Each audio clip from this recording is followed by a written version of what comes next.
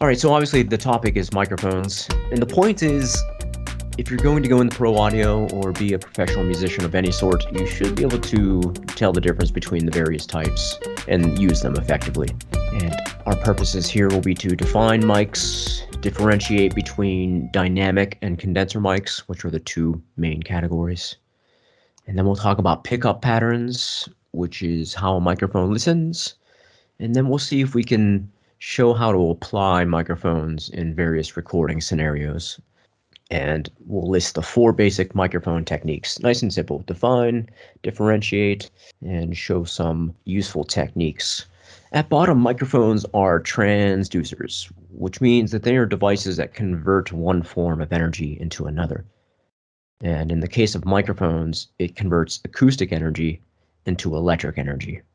Twangs and pings of acoustic sound are converted into jolts and squirts of electricity, and that's performed by the transducer.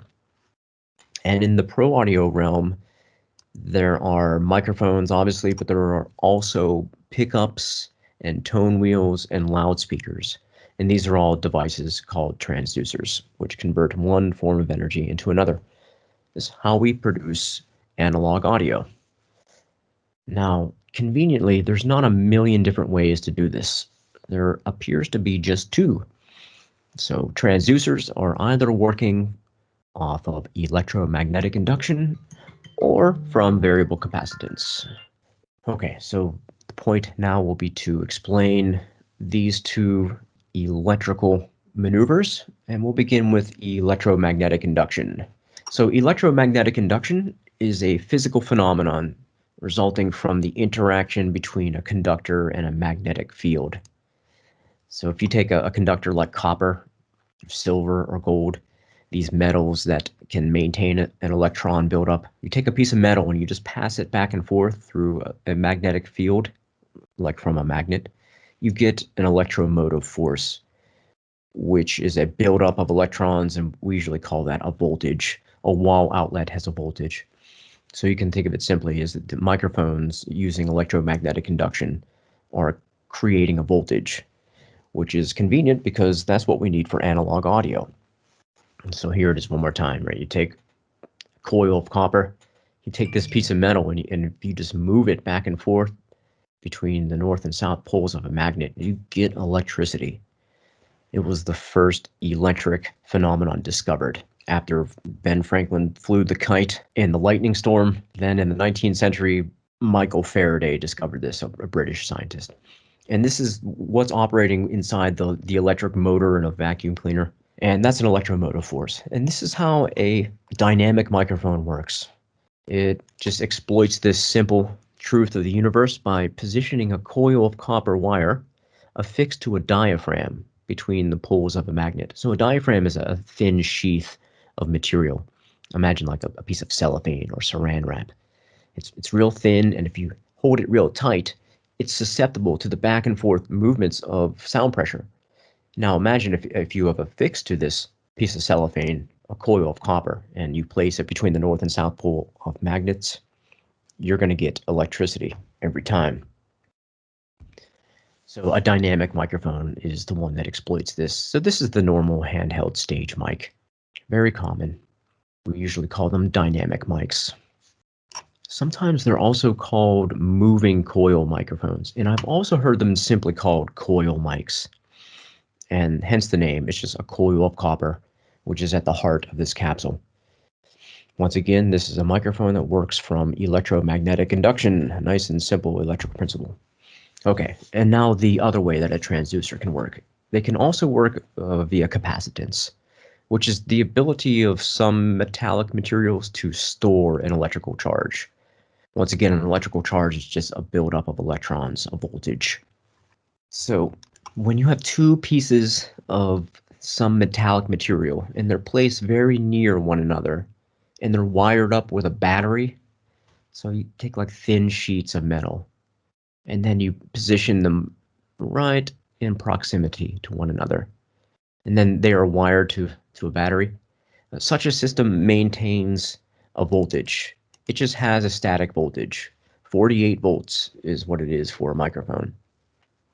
Now, if you imagine if one of the plates is the diaphragm and the other one is fixed, then when the diaphragm wiggles back and forth with sound, it's going to vary the capacitance of the system. It's going to vary the voltage of the capacitor, thereby giving you analog audio. That difference in voltage will be the jolts and squirts of electricity. So a capacitor style microphone is usually called a condenser mic. That's a holdover from the past as far as nomenclature goes. It's not a condenser, it's actually a capacitor. I'm not sure why there's a mix-up, but I think that maybe capacitors back when this technology was developing were for a time called condensers. In any case, they're actually capacitor-style microphones, but everyone on Earth calls them condenser mics. So if you go into a shop to buy a microphone like this, you'll have to ask for a condenser mic because the clerk might say, are you looking for a dynamic or a condenser mic? And you'll have to remember that condenser microphones are actually the capacitor microphones. It's one of those curious nomenclature oddities. Here it is in schematic form. This is from the textbook Audio and Media. It has these nice schematic diagrams of each. So here's the first type, the dynamic mic, which is just a coil of copper and magnets. So here's the south and the north pole of a magnet. Here's the coil of copper, and notice the coil of copper is affixed right to the diaphragm. Diaphragm wiggles back and forth, it moves that coil of copper back and forth, giving you a voltage. And then the capacitor style microphones, it's got two plates that are wired together via battery or some other power source. They're in proximity to each other. And if one of them is the diaphragm, it wiggles back and forth with sound, varies the capacitance, and gives you analog audio. Dynamic and condenser mic. Here's a close-up of a dynamic microphone. So if you take the head off of a typical handheld stage mic, this is what you'll see. So we got the configuration of magnets. Looks like there's 4 here. Right, so there's like a cross section of magnetic field. And then this red circle in the center, that's the coil of copper. It looks like it's glued right to this cellophane style diaphragm. Right, diaphragm wiggles back and forth, and that gives you a voltage. This style of microphone, this electromagnetic induction style, is giving a voltage even when they're not plugged in. They're just always working. They work automatically. This is from the Neumann website, which is a microphone manufacturer. So too is this picture, and this is a close-up of a capacitor-style microphone, our so-called condenser mics. So we can only see one side, but here's one of those plates, and you can see that it's wired, it's going to a battery or a power source. And on the other side is another plate, and that other plate is the diaphragm, and it wiggles back and forth and varies the capacitance of the system. If we're going to talk about microphones, we're going to talk about the first microphone that evolved. It worked off of electromagnetic induction like the dynamic mics, but it was built slightly different. And I'm talking about the ribbon microphone. This would be old-time radio and TV. Yeah, see? That type of 1930s locution that is often made fun of. Kind of crackly sounding, not very good fidelity, not a lot of low end. That's a ribbon microphone. Okay, so yeah, they're expensive, they're very fragile, and a bit of an oddity these days. Though I guess if you own a high-end studio, you might want to have one of these laying around if you want a special sound, because they will give you a special sound. There's also something that ribbon microphones need that our capacitor microphones need, and that is phantom power. So you might notice this button on mixing boards or on interfaces. It might say phantom power or simply plus 48 volts. So if you plug in one of those capacitor style microphones and you say check, check, check, and you don't hear any sound, you might not have turned on the phantom power. So that capacitor system with the charge plates, it either needs a battery or it needs phantom power. Whereas the dynamic microphones are just working. So you might have to press phantom power. It's great. It's the one form of music technology that sounds totally made up, but it's a real thing. This is also called active circuitry, which in the realm of pro audio, you might run into that word active. Some speaker systems or pickup systems, and obviously microphones are needing power and hence are called active. This is to be contrasted with passive circuitry. Like a dynamic microphone is passive. It's just working. The pickups in my electric guitar, they're passive. They're making a voltage even if they're not plugged in. Once it's plugged in, then it becomes an amperage, which is a flow of electrons instead of just a buildup. In any case, some microphones are active and need phantom power. There's also this style of capacitor microphone called an electret microphone, which is a miniature condenser mic that typically has its own built-in power source. So it doesn't need phantom power, but it still has its own power source, so it's active. And the benefit is that they're small and they can be used for television interviews. They clip to the lapel, which is their other name. An electret condenser microphone is sometimes called a lapel mic or a mini mic or a lavalier mic. If you're conducting interviews, they are useful to have, though not so useful for music recording. Though I would imagine they would be pretty good for that, but generally speaking, you don't use lavalier mics for music recording.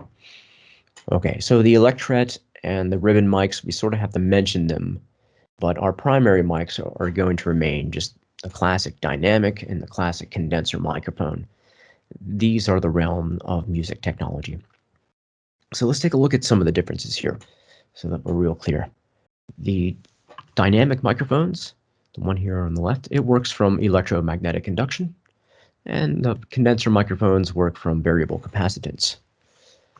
Dynamic mics don't need any power. All you gotta do is plug them in and they're working.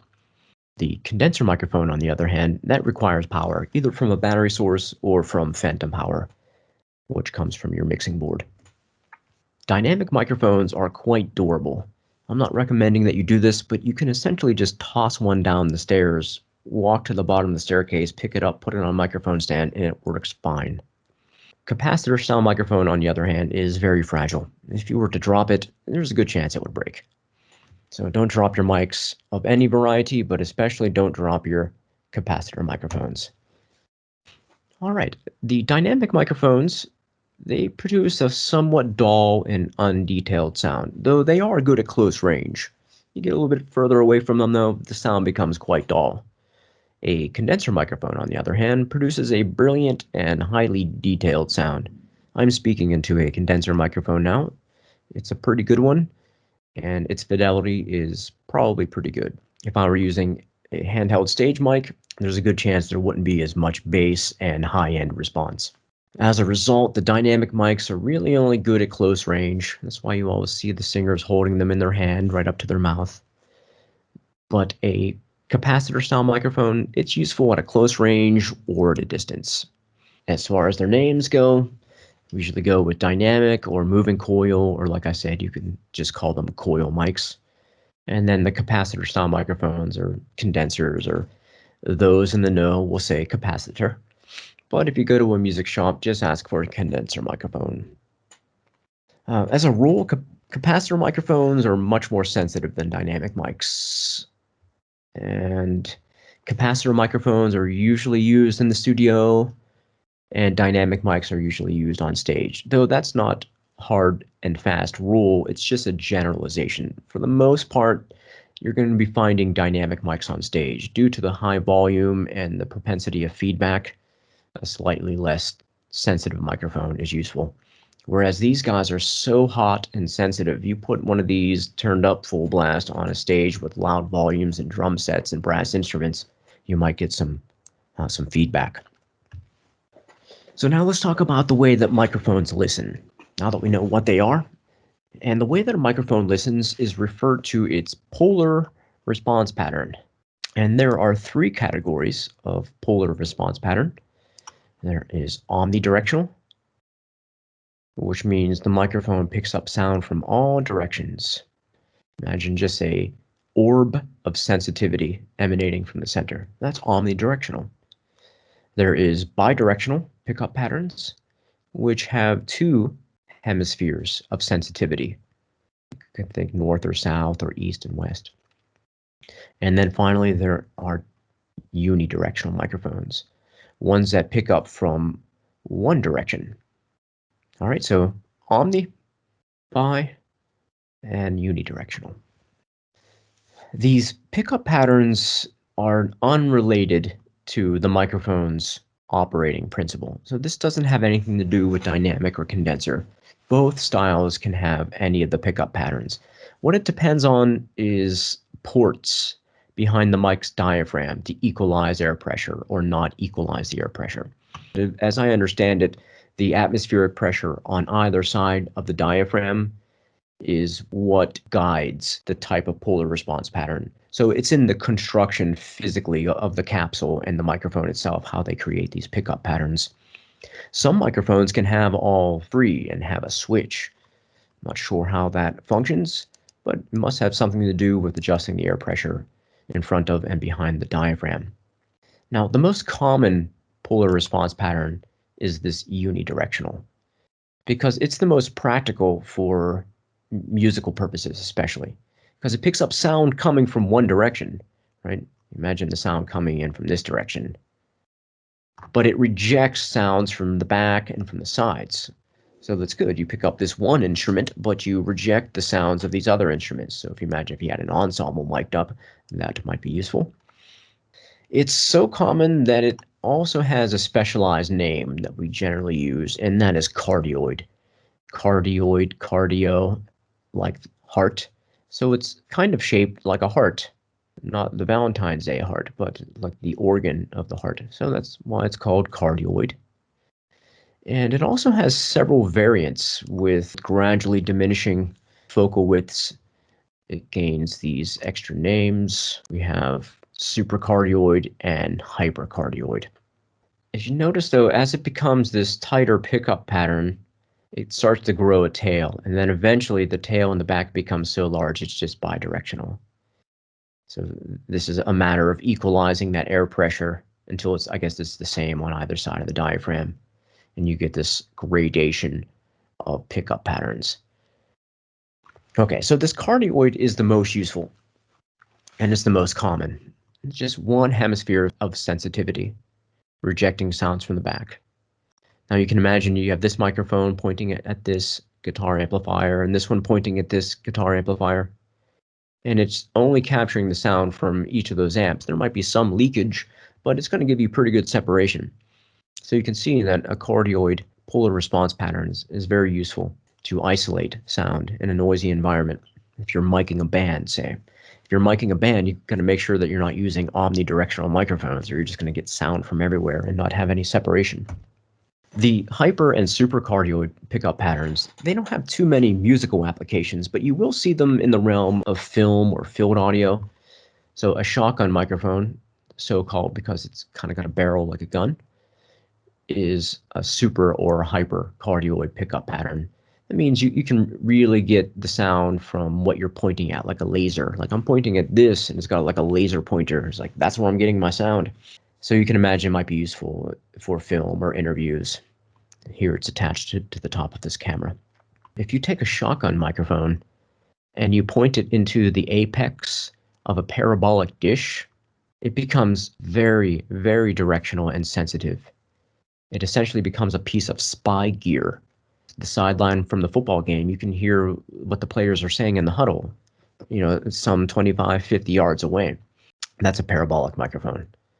So just to clarify, this microphone, it's not pointing out away from that man. It's pointing directly at him. And this dish operates like a giant earlobe, focusing all the sound right to one point at the center of the dish. And that shotgun microphone with its super tight patterns just bang, pointing right at it. All right, we don't need parabolic dish microphones in the studio. We just need normal directional cardioid microphones. For most musical purposes, it's just the best type of microphone. Okay, be careful here if anyone asks you about types of microphone. A pickup pattern isn't a type of mic. If somebody asks you about a type, it's still dynamic or condenser. And some microphones, like I mentioned, like this AKG P420, it has adjustable pickup patterns, right? So we got the figure of 8, we got the cardioid, and we have the omni. Now that we know what microphones are and how they listen, let's take a brief gander at the 4 basic microphone techniques. All right, the names of the techniques are right here in the center: close, distant, ambient, and accent. So these are the 4 basic ways that you will be using a microphone to capture musical audio.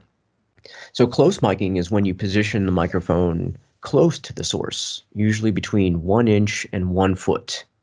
Close miking, very close to the source. This type of miking produces a detailed sound. I'm speaking very closely into this microphone here, and I assume that you can hear my voice quite well. I'm about 1 foot away from it. It gives you great control and limits leakage from other instruments. It diminishes reverberation or room sounds. So if I were further away from this microphone, you would begin to hear the room sounds. You would begin to hear my voice echoing off of the surfaces. So it's useful in the studio to employ close miking. Distant miking, and that's when you place a microphone usually about 3 feet or more away from the source. It's the preferred miking technique for ensembles.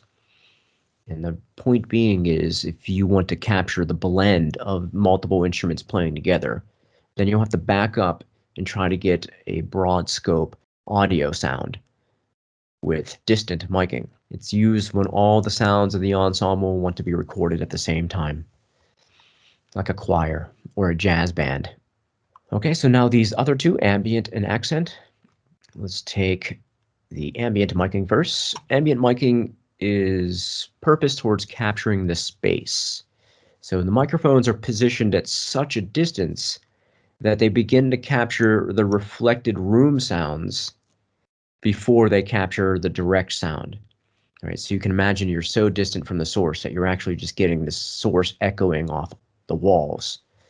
That's ambient miking. It's a good way to create natural reverb, obviating the need to add it artificially.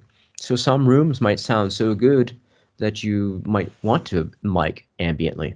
Indeed, this is how they got all the great reverb in the 60s, like the Motown studios and the EMI where the Beatles recorded. They had a whole studio that was like a large cavernous room, and they would mic that room ambiently and capture natural reverb. So you can think of ambient miking as sort of distant miking gone crazy. It's distant miking at such a distance that you're actually capturing the interaction of the sound in the room instead of the sound directly. Now, similarly, accent miking is a specialized form of close miking. And this is what it means. Imagine you had a jazz band set up, and they were mic'd at a distance, getting a nice blend of the band playing together. And then it comes time for the clarinet solo. The clarinetist has to step up to a specific microphone in order to soar above and be accented. That's an accent mic. So it's just a specialized form of close miking. It's close miking in the context of distant miking. Those are the 4 basic techniques. There is also a number of techniques for capturing stereo. Now, if we're in that realm of distant miking, we might as well go ahead and set up a couple of mics so that we can capture stereo. Right? We know that miking at 3 feet or more is going to capture the blend. If we want to capture that jazz band in stereo, then we might want to set up an array. Let's take a look at 3 of the most common types of array. There's a coincident array, which is whenever you place a matched set of microphones as close together in space as possible. That means that this capsule and this capsule are basically right on top of one another, just that this one's pointing left and that one's pointing right. Please forgive my pictures here. I didn't have a match set when I took these photographs.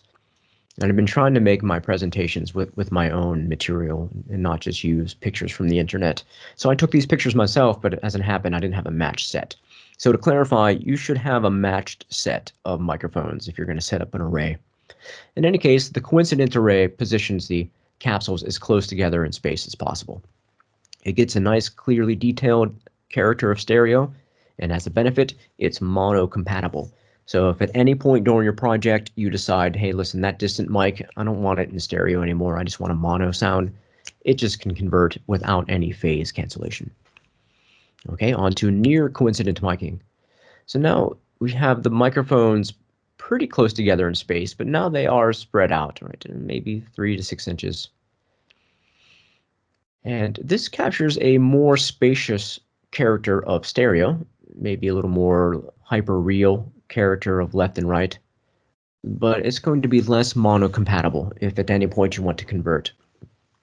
And then finally, we have the spaced pair, which is whenever you've spaced your microphones out about 6 feet. Once again, I should have spread these out further, but I couldn't fit them in the picture. So imagine if you had two microphones matched set, they're about 6 feet apart, and one's just pointing left, one's pointing right. That's going to give you a nice, really lush character of stereo with no mono compatibility. So you just can't convert that back to mono. A little better stereo, no mono compatibility, whereas the X1, the coincident array, is mono compatible. And two more also mentions. You might also try middle side miking, which is a neat way to capture stereo. So if you imagine this microphone in the center, imagine it's bidirectional. It's getting sound from this side and getting sound from that side. Right? It's pointing hard left and hard right in your ensemble. And then this microphone in the center, that's a cardioid pickup pattern, and it's just aimed right at the heart of the ensemble, say. So two microphones. This one is figure of 8 pickup pattern. This one is cardioid pickup pattern, and they're configured in such a way to capture stereo. And then finally, Blum line stereo is whenever you take two bidirectional pickup patterns and you position them similar to the coincident array. The capsules are nice and close together in space, just that they're pointed, one's east-west, one's north-south. So to create a perfect cardinal compass of sensitivity. So if you have the microphones and the wherewithal to experiment, it might be fun and useful to set up these various arrays. But if you're looking for a quick and practical, you can't go wrong with these first two. Right? Just coincident and near coincident are fine. Drum overheads, ensembles. Go ahead and set up a match set. Okay, here are the principles of miking. The closer the mic, the drier and more detailed the sound. Right, if you got your microphone nice and close to the source, it's going to be very dry, which is fancy music technology speak for without reverb. The higher the sound source, the more directional. So a piccolo is going to be more obviously coming from your left or your right than is a bass or a tuba. If you're witnessing an orchestra with your eyes closed, you'll know where that piccolo is. Like, yeah, it's over there. Where it will be less obvious with bass sounds. Okay, so the higher the sound source, the more directional. More mics are not always better. This should be obvious, but if you don't know, microphones make noise. They have their own self noise. So if you have a bunch of them set up, you're going to add to your noise floor. So a wiser setup of fewer mics will usually yield better results. With dynamic mics, the farther away they are, the less high frequency response they have. So that's why dynamic mics are basically only good at close range. That's because if you get too far away from them, you try to use one as a distant mic, you just lose all your high end. This one's nice and simple. Large diaphragm mics are good for low frequencies, and small diaphragms mics are good for high frequencies. Pretty obvious, the bigger the diaphragm, the more susceptible to the large, slowly lapsing, deep bass sounds. And the small dime size diaphragms are more susceptible to the high piccolo type sounds.